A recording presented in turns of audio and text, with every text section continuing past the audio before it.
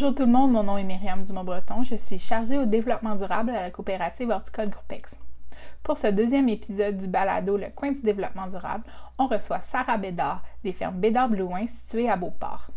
Sarah est généreusement venue nous parler d'un projet qui lui tenait très à cœur, soit la mise en place d'une garderie qui est associée à la ferme. Sarah nous explique notamment de quelle façon ce projet s'inscrit dans leur désir de s'impliquer dans la communauté et de redonner au suivant. Bonne écoute! Donc, bonjour Sarah. Bonjour. Bonjour. Alors, merci d'avoir accepté de participer. Écoute, je te cède la parole. Parle-nous un peu de toi, parle-nous un peu des fermes. Oui, en fait, moi, je reprends l'entreprise familiale qui est établie depuis 1940, qui était à mon grand-père. Donc, c'est la troisième génération. C'est premièrement une entreprise qui était maraîchère. Donc, on a des terres agricoles qui sont en milieu urbain, maintenant très enclavées, je dirais. Et puis, on a aussi des serres qui est le revenu principal de l'entreprise. L'activité principale de l'entreprise, c'est la production en serre. Et puis, on a un centre-jardin où on revend directement aux consommateurs notre production de plantes annuelles, de plants de légumes et de fines herbes. On a un centre-jardin complet là, avec les vivaces et tout ça aussi. Et puis, on fait la production en champ qui est restée quand même fraises, framboises, courges, citrouilles, principalement à l'autocueillette. Donc, les gens viennent faire des belles activités en famille, chercher leurs fruits et leurs légumes ici à la ferme durant l'été. Donc, on est occupé, on est ouvert du mois d'avril à la fin octobre là, quand les courges et les citrouilles se terminent. Donc, aujourd'hui, je t'ai invité pour que tu nous parles d'un projet un peu spécial, un peu hors de l'ordinaire.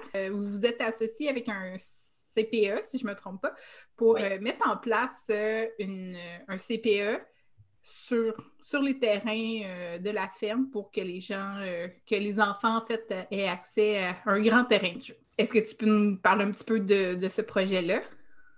Dans le fond, c'est effectivement juste pour préciser, parce que c'est pas tout le monde qui est familier avec le vocabulaire. Un CPE, c'est un centre de la petite enfance, donc c'est une garderie, mais c'est un organisme à but non lucratif, c'est-à-dire qu'un centre de la petite enfance, c'est subventionné par le gouvernement, donc c'est en lien avec le gouvernement, donc c'est pas un établissement qui est privé, c'est pas une entreprise qui est privée.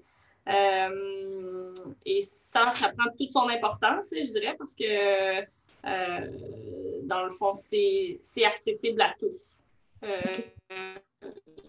Des fois, les garderies privées peuvent avoir des tarifs qui sont plus élevés, puis ils n'ont pas le choix parce que c'est vraiment ça que ça coûte. Les CPE ou les garderies privées subventionnées, eux ont la chance d'offrir. Donc, ça fait que c'est vraiment accessible, peu importe le budget du parent, tout le monde est sur le même pied d'égalité.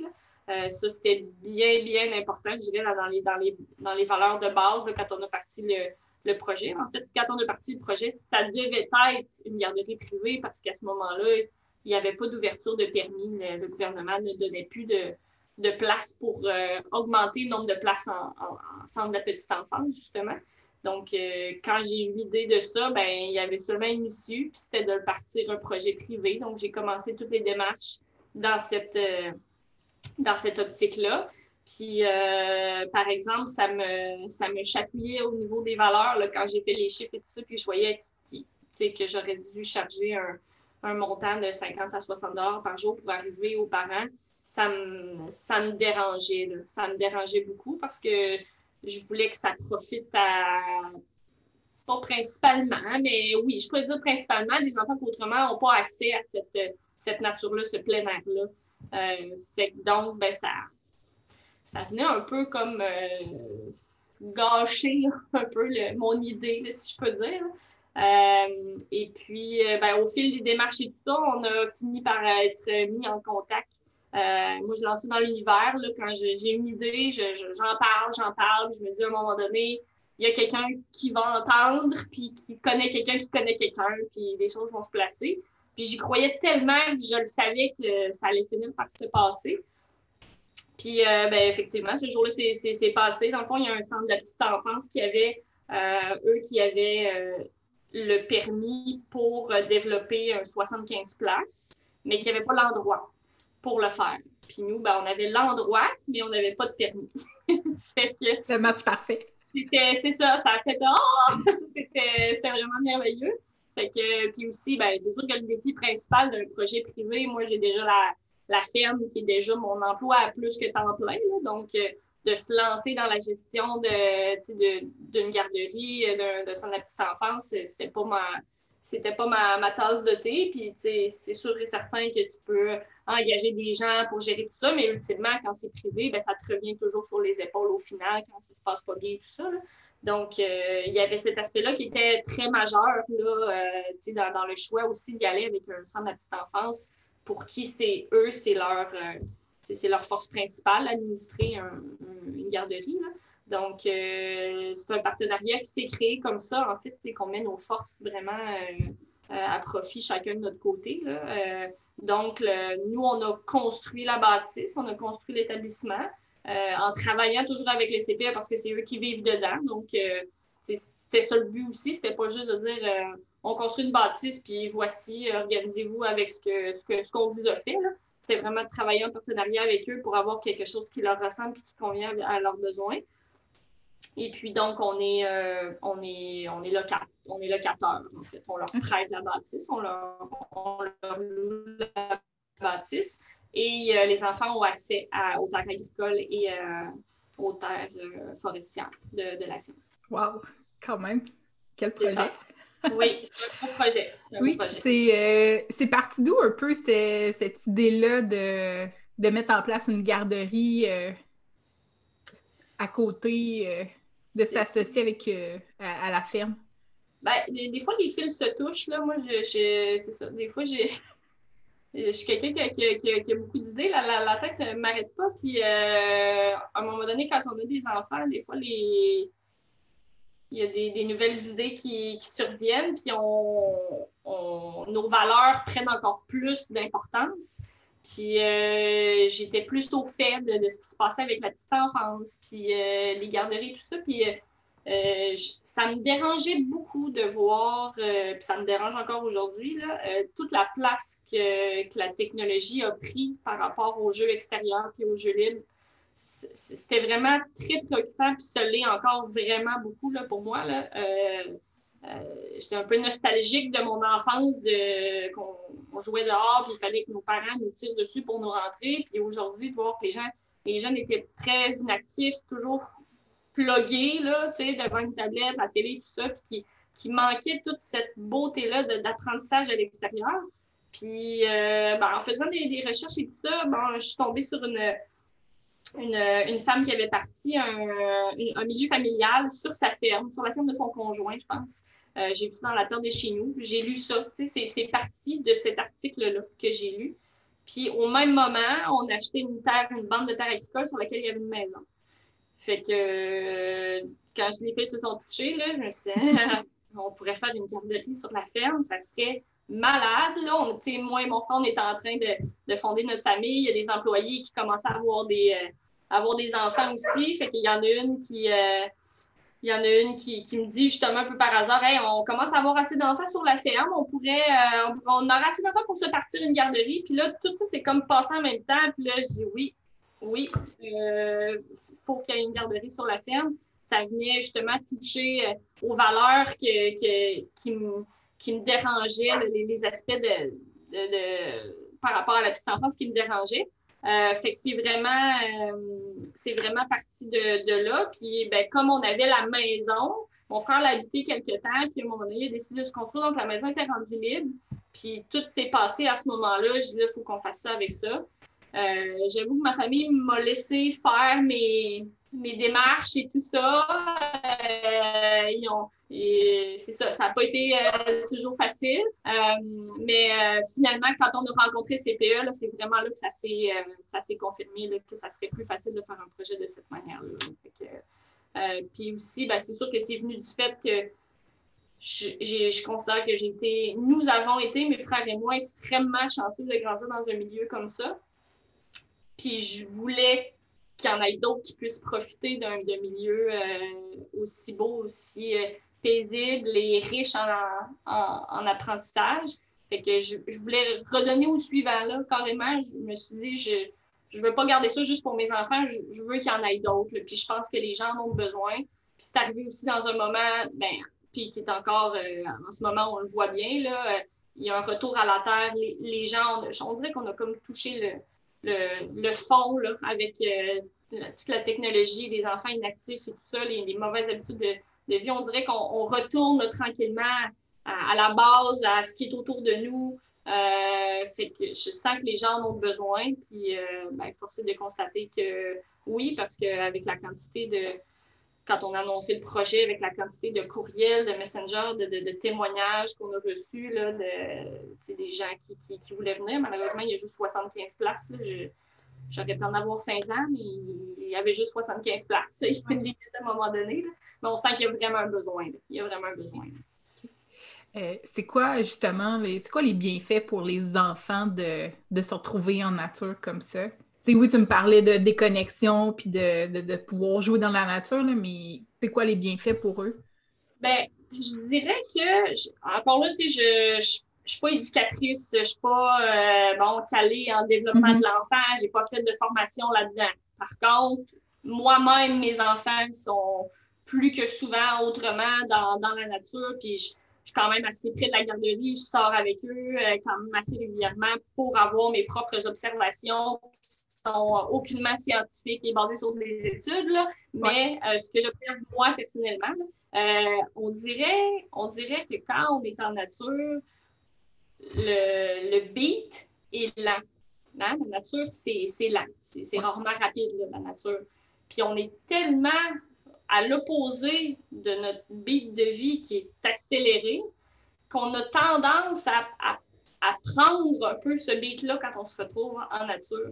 Fait que les enfants, ils sont, tu sais, on le voit, ils sortent de la garderie, tout de suite, là, c'est liberté, tu les vois courir là, dans le champ. Là, ils sortent, une des premières choses qu'ils font, c'est partir à courir dans le champ. On dirait que c'est comme vraiment un état de liberté, premièrement. C'est pas encadré, hein, t'es pas entre quatre murs, c'est là que tu joues, puis fait, il y a cet aspect de liberté-là, de calme, de rythme qui est plus lent. Je pense qu'il est très important, surtout pour les enfants qui subissent un peu notre mode de vie très vite sans comprendre pourquoi ça va vite comme ça. Ils n'ont pas la maturité puis l'âge pour vivre ça de cette manière-là. Il y a une place qui est beaucoup plus grande aussi pour la créativité parce que les enfants, ils n'ont pas de jeu, là. Ils s'en vont jouer dans la forêt. Là. Fait que, ils s'en vont jouer dans la forêt. Fait que ce qu'il y a autour d'eux, c'est avec ça qu'ils vont s'amuser. Fait que ça peut être des bûches de bois, ça peut être des champignons, ça peut être des cocottes. Là, on a triché, on leur a fait une petite cabane en croûte de bois, là, mais c'est vraiment tout ce qu'ils vont trouver. Et puis dans le champ, c'est la même chose. C'est sûr que pour se rendre à la forêt, ils doivent passer à travers les champs. Donc là, ils ont passé à travers les champs de courge, mais ils nous ont vu les semer, ils nous ont vu les cercler, ils nous ont vu les récolter, même ils ont participé à la récolte, fait qu'ils ont vu de A à Z le processus. Fait que, il y a les deux parties. Il y a la partie jardinage, agriculture, la partie forêt. Mais pour ce qui est de la partie jardinage, c'est sûr que de voir d'où les aliments viennent, de voir le travail que ça nécessite. Ils ont participé au jardin aussi, ils sont allés chercher des légumes eux-mêmes, ils les ont vus dans leur assiette parce que le cuisinier va les chercher. Fait que ça, je pense que ça amène une très grande sensibilisation auprès des enfants. La prochaine étape, moi, j'aimerais beaucoup que ça soit le compostage. Fait qu'après ça, c'est le respect vraiment de la nature qui vont gagner. On reçoit un petit journal de bord à tous les jours que les éducatrices nous parlent un peu de notre enfant, qu'est-ce qu'il a fait, tout ça. Puis j'en parle parce que j'ai été quand même marquée du dernier que j'ai reçu de mon plus grand de 4-5 ans. Il a repris l'éducatrice quand elle avait terminé son intervention en lui disant « Tu as oublié de dire qu'il fallait faire attention, qu'il fallait respecter la nature, les insectes, qu'il fallait les remettre dans la forêt parce que c'était ça leur maison. » Puis souvent, il va apporter des nouvelles choses. C'est sûr que lui, il est là la fin de semaine aussi. Mais en tout cas, je ne me rappelle pas tout par cœur ce qu'elle a dit, mais de voir le respect de la nature déjà à 4-5 ans. Ils savent, les enfants, que quand ils trouvent une bébite dans la forêt, ils ont 1 à 2 minutes pour l'observer, mais après ça, on le remet à la nature. Donc, je le sais qu'il ne m'appartient pas. Si je le laisse dans ma main, il va mourir. Je le redonne à la nature. C'est la nature, sa maison. Fait toute cette notion de respect de la nature-là, Je pense que si tu l'acquiers à 4-5 ans puis que ça se poursuit chez toi par la suite, après ça, ça va faire des citoyens engagés pour la planète exposant 1000, là, parce que quand ça part vraiment de la petite enfance puis que ça se poursuit, je pense que c'est des belles valeurs, puis j'espère qu'ils vont garder tout le reste de leur vie. Puis je pense aussi qu'à partir du moment où tu respectes la nature, ben il en découle nécessairement un respect pour l'être humain, puis un respect général des choses autour de nous. Fait que ça, je pense que ça fait partie des bienfaits aussi. Les éducatrices m'en ont parlé à plusieurs reprises. Ils observent qu'il y a beaucoup moins d'interventions, beaucoup moins de chamaillage. C'est un chamaillage qui est sain. Il n'y a pas de chicane pour un jouet. Ils ont moins d'interventions à faire quand ils sont à l'extérieur que quand ils sont à l'intérieur. Donc, ça veut dire que les enfants sont plus prédisposés, sont moins surstimulés. Ils peuvent partir dans leur coin, puis partir dans leur tête, créer des trucs. Puis je ne dis pas qu'ils ne peuvent pas le faire à l'intérieur, mais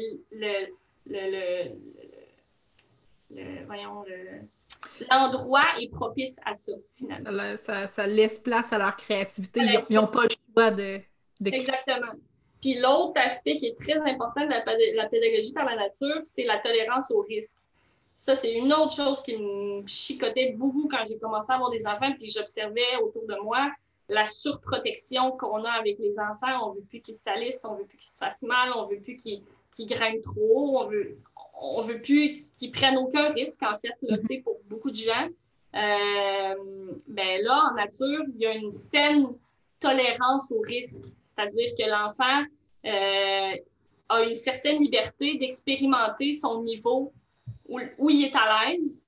Puis l'éducatrice, bien, c'est sûr, elle est là pour encadrer, puis bon, elle ne leur laisse pas faire des affaires de fou, mais elle leur laisse l'autonomie de voir si, tu sais, est-ce que tu penses que c'est sécuritaire, ce que tu es en train de faire là, est-ce que ça te fait peur, donc l'enfant apprend à se faire confiance lui-même, à gagner une autonomie, puis à comprendre les risques, à reconnaître ses limites.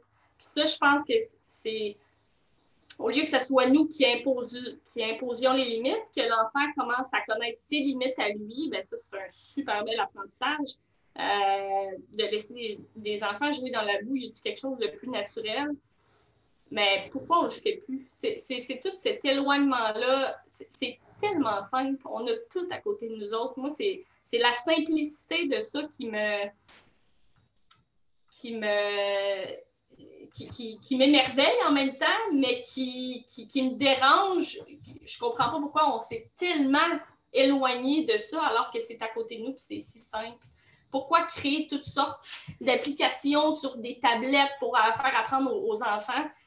Je comprends qu'ils peuvent apprendre des choses, mais je comprends aussi qu'on n'en a jamais eu, puis on a appris, puis t'as tout dehors pour apprendre. T'as vraiment tout dehors pour apprendre.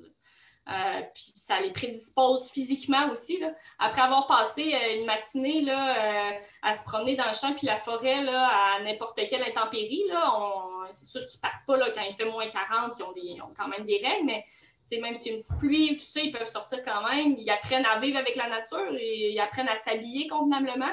Puis après avoir passé une avant-midi en nature, là, par aux éducatrices, là, mais les enfants, ils mangent bien puis ils dorment bien. Puis je serais curieuse de voir l'impact que ça a sur le sommeil des enfants aussi quand ils arrivent le soir. Ça dort, là, mais c'est une bonne fatigue aussi. Là. Fait que, il y en a vraiment beaucoup là, des bienfaits, honnêtement. Là, oui, mais bon, on voit. C'est positif, c'est positif. C'est le fun d'entendre ça. Là. Ça prouve qu'il y a vraiment un intérêt à implanter ce genre de service de garde-là. C'est sûr que là, on est dans un balado qui parle de développement durable. Oui. Pour toi, comment ça s'inscrit, comment ce projet-là s'inscrit dans votre engagement envers le développement durable qui est quand même assez présent chez vous? Bien, c'est d'abord un engagement communautaire. C'est un engagement communautaire parce qu'on offre la possibilité à, bon, là, il y a 5 enfants de la famille, mais à 70 autres enfants de bénéficier d'un milieu naturel riche en apprentissage. Donc, je pense que ça a un impact sur plusieurs familles de voir que leurs enfants sont plus calmes, qui dépensent leur énergie, qui développent des belles valeurs, ça a un impact sur ces familles-là. Donc, c'est un engagement qui est communautaire, là, en partie. Après ça, pour toute la portion d'apprentissage, ben c'est tout l'apprentissage du respect de la nature que les enfants viennent gagner. Donc, il y a vraiment une portion environnementale à ça. C'est sûr que le projet a seulement 1 an. Fait qu'il reste beaucoup de choses à faire. Là. Comme je disais, moi, j'aimerais beaucoup qu'éventuellement le compostage soit pratiqué. Le jardinage, ben, les enfants apprennent à faire pousser, comme je disais tout à l'heure, les légumes. Ils voient tout le travail que ça nécessite. Donc, il y a vraiment tout le gain par rapport au respect de la nature, à la compréhension de comment les aliments poussent, au gaspillage alimentaire qu'ils peuvent aller chercher là. Donc, ça touche vraiment à deux aspects assez fondamentaux du développement durable, là, qui est le respect de l'environnement puis l'engagement au niveau communautaire, la responsabilité sociale. Donc, moi, c'est des valeurs qui me sont chères. Puis, ça faisait longtemps que je cherchais un projet. L'entreprise, tu sais, ça me rend fière. J'aime beaucoup mon entreprise. Mais il me manquait, j'ai étudié en service social, il me manquait cette portion-là qui était très importante pour moi d'avoir un projet qui était vraiment impliqué là, dans la communauté. Il y avait des répercussions sur votre communauté puis qui étaient positives. Okay. Puis ça, ben, ça venait et toucher mes valeurs de l'environnement et ça venait répondre à ce besoin-là. Fait que c'est pour ça que c'est un projet qui était vraiment tout indiqué. Puis aussi, ben, je me dis que oui, l'aspect que ça vient aider des enfants, des familles, ceux qui sont au CPE, mais je pense que pour toute la visibilité que le projet a pris, et j'espère qu'il prendra aussi pour inspirer d'autres initiatives. Là, c'était un de mes objectifs principaux. Je ne voulais pas que ça soit gardé jalousement puis qu'on soit toute seule à faire ça puis que personne n'en parle. Je veux qu'on en parle, je veux qu'il y en ait plus, je veux qu'il y en ait dans les écoles, je veux qu'il y ait plus de jardins dans les CPE. Fait que plus on en parle, puis plus ça peut inspirer d'autres organisations à emboîter le pas. Puis non seulement des organisations, mais je pense aussi des parents qui n'ont malheureusement pas de place, mais qui peut-être de leur côté sont capables d'améliorer leur pratique avec leurs enfants, de les amener un peu plus dehors et tout ça. Fait que en promouvant toutes les activités et les choses qu'on fait au sein de notre page Facebook, bien, on a beaucoup de commentaires. Ça se diffuse, si les gens en parlent, il y a quand même, on a eu quelques reportages télévisuels aussi, on va en avoir un autre cet hiver au canal à TV5. Fait que plus on en parle finalement, puis plus je pense que ça va inspirer des initiatives. Là. Moi, c'est parti d'un article de journal dans la terre de chez nous. Puis c'est rendu ça. Fait que je me dis que si ça peut amener à d'autres projets, ben je vais être juste vraiment contente. OK. Ben, wow. Donc, t'espères semer une petite graine puis que cette graine-là parte au vent puis on fasse plein d'autres. Définitivement, je dirais que, tu sais, on rêve, là, on peut rêver là, dans la vie. Moi, c'est un grand rêve que j'ai réalisé. Puis, je dirais que mon prochain rêve, c'est que ça se poursuive au niveau scolaire. Il faut avoir de l'ambition et des rêves dans la vie. Là. Je lance ça dans l'univers. Là. J'aimerais tellement que les enfants qui graduent là puissent poursuivre cet apprentissage-là au niveau scolaire dans un cadre relativement similaire. Puis je pense que les enfants au niveau scolaire, même s'ils n'ont pas des champs et une forêt derrière, là, il y a beaucoup, beaucoup de belles initiatives qui peuvent être faites et qui seraient vraiment bénéfiques pour les enfants. Écoute, en fait, en ce qui concerne, c'est sûr que là, il y a plein de belles retombées pour les enfants, pour la communauté, tout ça, mais pour votre entreprise, pour les fermes Bédard Loin, ça a été quoi les impacts et les retombées? Comment ça a été accueilli par votre équipe aussi à l'interne? Comment les gens prennent ça de voir des petits se promener dans les champs ou se promener... Les employés sont fiers, sont contents de les voir se promener. Même juste ça nous apporte du bonheur. Juste quand on travaille dans les champs, de voir des petits dossards jaunes se promener un peu partout dans les champs, dans la forêt, là, ça rend fier, ça rend heureux de voir que les enfants sont heureux.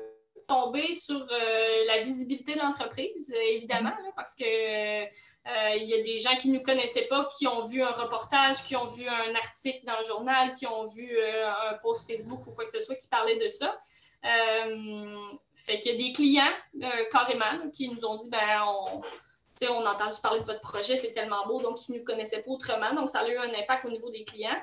Ça a eu un bel impact au niveau des employés qui étaient intéressés à venir travailler à la ferme. Il y a des employés qui, dans le fond, qui ont voulu venir poser leur candidature parce que leurs valeurs étaient similaires aux nôtres puis qui trouvaient que c'était un beau projet. Fait que ça a vraiment eu des belles... ça a vraiment eu des belles retombées, autant au niveau des consommateurs, de la clientèle, que de la main-d'œuvre, finalement, qui est intéressée à venir travailler chez nous. Fait que ça, c'est un autre aspect qui est vraiment positif parce que ça attire des gens qui ont des valeurs qui sont similaires aux nôtres, puis c'est ce qu'on recherche au fond. Là. Pour avoir une belle entreprise qui va plus loin, ça te prend des gens qui ont les mêmes valeurs que toi. Fait que quand les gens ils veulent venir travailler parce qu'ils ont vu ça puis que ça correspond à leurs valeurs, ben je me dis que c'est quand même un gros plus, là, surtout en ce moment où la main-d'œuvre manque un peu partout. Là. Justement, c'est ce que j'allais dire. C'est un bon argument. C'est une belle façon de faire vivre ces valeurs puis de les partager avec des gens qui veulent faire vivre ces valeurs-là aussi. Ouais. C'est vrai que c'est une retombée. C'était pas évidemment pas l'objectif principal. Mais c'est vraiment une visibilité de l'entreprise à tous les niveaux, autant au niveau du consommateur que des gens qui désiraient venir travailler à la ferme. Là. Une visibilité puis une certaine notoriété, je dirais, quand même. Là. Les gens voient ce qu'on fait. Ça reste ultimement un peu du bénévolat. Dans le fond, tout ce qu'on fait avec les enfants, puis moi, je le fais de bon cœur, puis ça me fait tellement plaisir. C'est de l'implication, finalement, parce que un coup qu'on a eu qu'on a fait la bâtisse, finalement, moi, je voulais pas que ça s'arrête là, dans le sens que c'est pas moi, j'ai rien à voir avec la gestion de la garderie, tout ça. Mais je sais que j'ai mon petit apport, que je peux leur dire hey, aujourd'hui, on cueille des courges, amenez-moi 2 groupes, on va travailler ensemble. Je peux partir en forêt avec eux autres, aller leur montrer des trucs. Ils viennent observer les gens qui travaillent dans le champ. Ils sont venus chercher des plantes vertes pour mettre dans leur local l'autre jour à la ferme.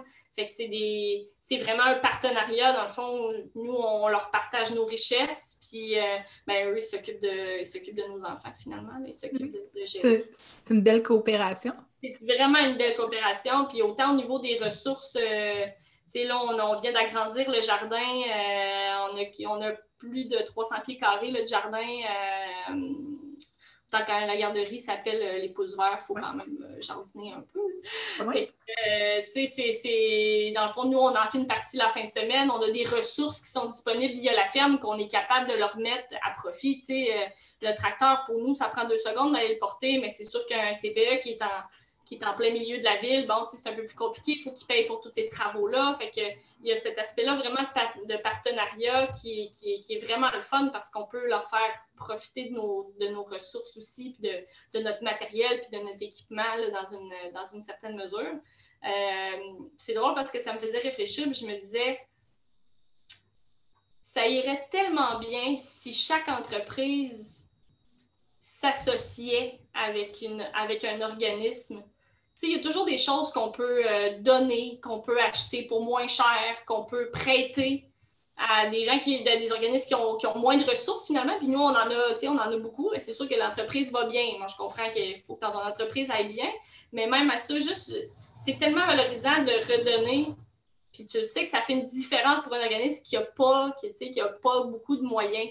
Fait que si chaque entreprise chapeautait là, vraiment un organisme concrètement, je m'attache avec toi, là, puis si tu as besoin de quelque chose, je peux te prêter des trucs, je peux acheter des trucs peut-être via mes fournisseurs que ça te coûte moins cher, je peux aller donner un coup de main avec mes employés. On a des ressources comme entreprise, fait que... Oui, c'est une belle façon de transposer l'esprit coopératif qu'on trouve en fait chez Groupex, là, qui est une coopérative.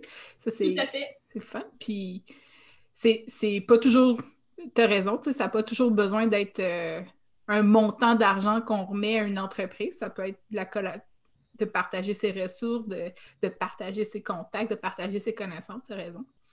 Effectivement, les employés peuvent aller travailler 1, 2, 3 heures là, ben, l'organisme n'a pas à défrayer cette main-d'œuvre-là. C'est sûr qu'elle peut faire appel aux parents. C'est un cas où il y a des parents, mais ce n'est pas tous les organismes où il y a des bénévoles et tout ça. Fait que en s'associant comme ça, ben, on met nos ressources à profit d'un organisme. Dans le fond, là, c'est autant au niveau matériel que connaissance, que du temps. Voilà. Ouais. Donc, écoute, ça fait pas mal le tour. Peut-être on se prend un rêver de plein de petits centres pouces verts à travers le Québec. Ah oui, tellement. On en a besoin. Puis, même si des fois, ça peut paraître d'un gros projet, puis se dire, bon, j'ai pas l'énergie, j'ai pas le temps, j'ai pas les sous pour faire un gros projet comme ça, mais des fois, ça peut se faire à plus petite échelle. Ça peut être, je disais, comme juste des fois de s'associer ou il y a un CPE près de chez vous, il y a une garderie privée ou pas, là, peu importe, là, il y a une garderie près de chez vous, il y a une école près de chez vous, de voir qu'est-ce qui peut être possible d'échanger puis de créer comme partenariat, même si c'est pas vous qui le construisez puis qui n'est pas sur votre terrain, il peut en avoir un très près avec qui vous pouvez développer des belles relations puis mettre vos ressources à profit, là, comme je disais tout à l'heure. Là, fait que déjà ça serait un beau pas. Sans que ça nécessite là, une énergie incroyable. Puis, croyez-moi, là, moi, il n'y a rien qui me valorise puis qui me rend plus fière que de donner un coup de pouce pour faire ça. Là, on le dit souvent, là, mais c'est vrai, là, mais ça fait tellement plus de bien de donner que de recevoir. Là. Puis, je reçois beaucoup, là, remarquez, quand j'arrive à la garderie, les enfants, ils me connaissent tous maintenant. Puis, Sarah, ils sont contents de me voir. Puis, je suis tellement contente d'avoir développé cette belle relation-là avec eux. Mais ultimement, c'est vraiment valorisant de redonner puis de voir que ça fait une différence. Fait que ce soit une petite action ou une grande, toutes les actions sont bonnes, puis je pense que vous ne serez pas déçus de le faire. Super. Ben, écoute, je pense qu'on ne peut pas finir sur une meilleure note. Est-ce que tu aurais quelque chose à rajouter? Non, j'ai pas rien à rajouter. Là. C'est ça. Je veux tellement que ça pousse un peu partout. Là. Fait que je vous encourage à éveiller vos esprits, à regarder ce qui se passe autour de vous, puis à essayer de faire la différence, là, que ce soit en petite enfance, avec des personnes âgées, avec n'importe quel type d'organisme, dans le fond. Là. Moi, c'est la petite enfance qui me touchait, mais vous, ça peut être d'autres choses. Là. Ça peut être un organisme de santé mentale. On a tellement l'entreprise idéale pour aider les gens à passer au travers de problèmes de santé mentale qu'il y a des choses qui peuvent être faites en ce sens-là. Fait que c'est ça, choisissez une cause qui vous tient à cœur, puis faites un petit pas de plus, puis ça va vous redonner foi mille, je vous dis. Ah, ben écoute, merci Sarah pour ton partage. C'est très inspirant. J'espère que ça donnera des idées à d'autres entreprises à travers le Québec. Puis ben, je te remercie. Bye bye. Bye.